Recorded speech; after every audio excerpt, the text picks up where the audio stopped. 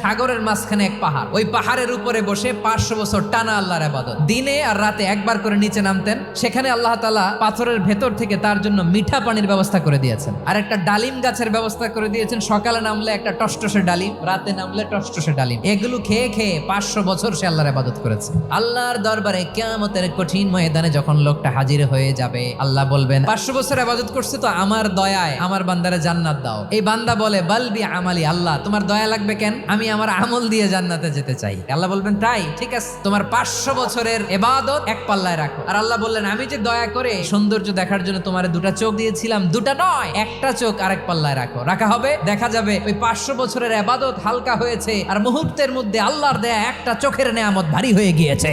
ফলাফল দেখো, হিসাব বলে তুমি এখন জাহান্নামে যাবা, যাও এবার জাহান্নামে যাও। এবার লোকটা কাচুমাচু করে বলে আল্লাহ এবার আমি বুঝতে পেরেছি তোমার দয়া ছাড়া দুনিয়ায় কেউ জান্নাতে যেতে পারবে না।